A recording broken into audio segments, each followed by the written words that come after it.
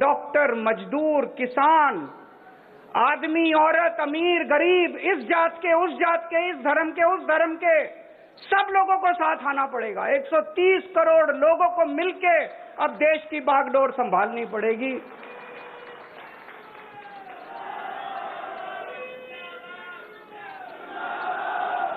पचहत्तर साल पहले जब सारा देश इकट्ठा हुआ था तो हमने अंग्रेजों को बाहर फेंक दिया था। आज 75 साल के बाद अगर हम 130 करोड़ लोग इकट्ठे हो गए तो दोस्तों, भारत को नंबर 1 देश बनने से कोई नहीं रोक सकता।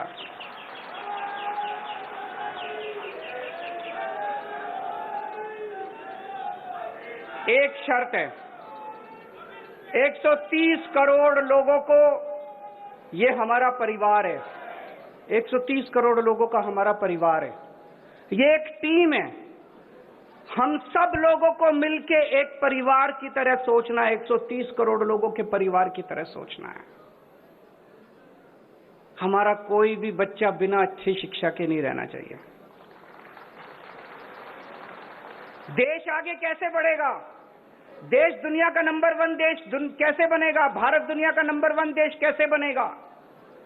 हमें अपने हर बच्चे को, 27 करोड़ बच्चे रोज स्कूलों में जाते हैं, हमें अपने हर बच्चे के लिए अच्छी शिक्षा का इंतजाम करना पड़ेगा, फ्री शिक्षा का इंतजाम करना पड़ेगा।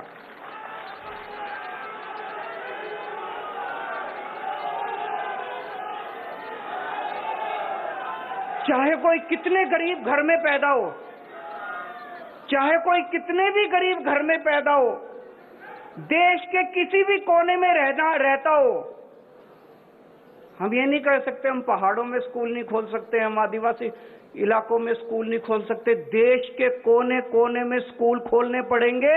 इसके लिए चाहे जितना पैसा खर्च करना पड़े अपने को, देश को चाहे जितना पैसा खर्च करना पड़े, सबसे पहला काम अपने को करना है, देश के हर बच्चे के लिए अच्छी शिक्षा का इंतजाम करना है।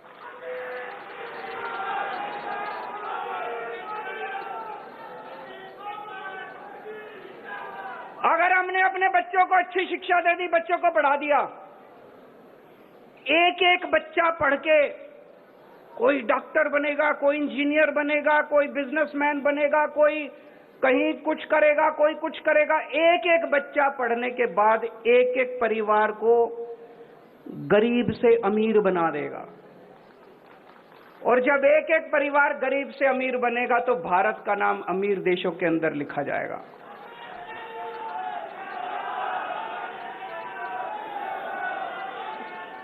दूसरा काम अपने को करना पड़ेगा, अपने देश के एक एक आदमी के लिए, एक एक औरत के लिए, एक एक बुजुर्ग के लिए, एक एक युवा के लिए, एक एक बच्चे के लिए अच्छे से अच्छे इलाज का इंतजाम करना पड़ेगा।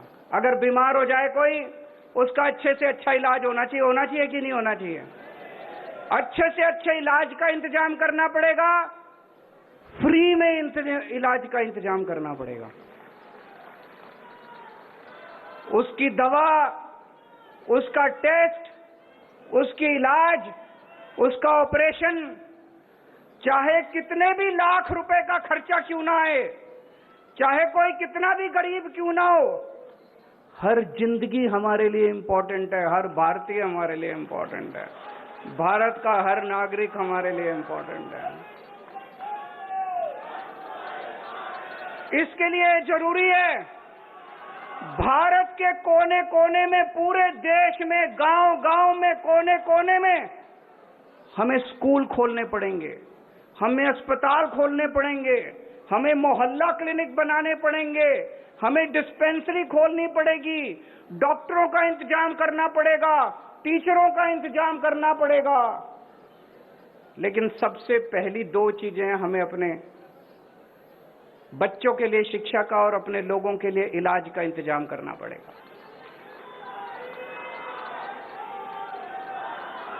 तीसरी चीज, हमारी युवा शक्ति आज हमारी सबसे बड़ी ताकत है। आज लेकिन युवा बेरोजगार घूम रहे हैं, इनको रोजगार दिया जा सकता है अगर सही नियत हो और सही मैनेजमेंट हो, तो हमारे युवाओं को रोजगार दिया जा सकता है। रोजगारों को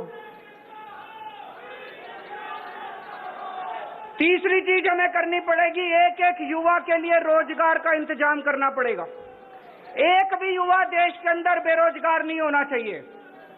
इसके लिए सबसे बड़ी प्राथमिकता देनी पड़ेगी, एक एक युवा के लिए रोजगार का इंतजाम करना पड़ेगा। चौथी चीज, हमारे देश की हर महिला को सम्मान मिलना चाहिए। हमारे देश की हर महिला को बराबरी का अधिकार मिलना चाहिए। हमारे देश की हर महिला को सुरक्षा मिलनी चाहिए। महिलाओं के लिए बराबरी का अधिकार, महिलाओं के लिए सुरक्षा और महिलाओं के लिए सम्मान। ये कहना बड़ा आसान है, करने के लिए हमें अपने अपने घर के अंदर, अपने अपने समाज के अंदर इसके लिए काम करना पड़ेगा। और आज किसान का बेटा किसान नहीं बनना चाहता। क्यों नहीं बनना चाहता? हमारा मुल्क किसान प्रधान, खेती प्रधान मुल्क है। हमें ऐसी व्यवस्था करनी पड़ेगी कि किसानों को अपनी फसल का पूरा दाम मिले, ताकि किसानों के घर में खुशहाली लेके आए, किसानों को सम्मान मिले। और ऐसी व्यवस्था करनी पड़ेगी कि किसान का बेटा फक्र के साथ कहे, मुझे भी किसान बनना है।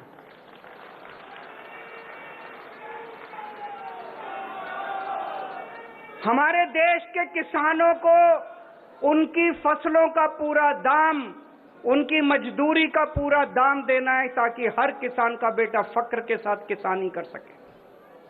दोस्तों, और भी बहुत सारे काम करने हैं, लेकिन ये 5 काम सबसे जरूरी काम है। अगर हमें अपने देश को आगे बढ़ाना है तो ये करना पड़ेगा।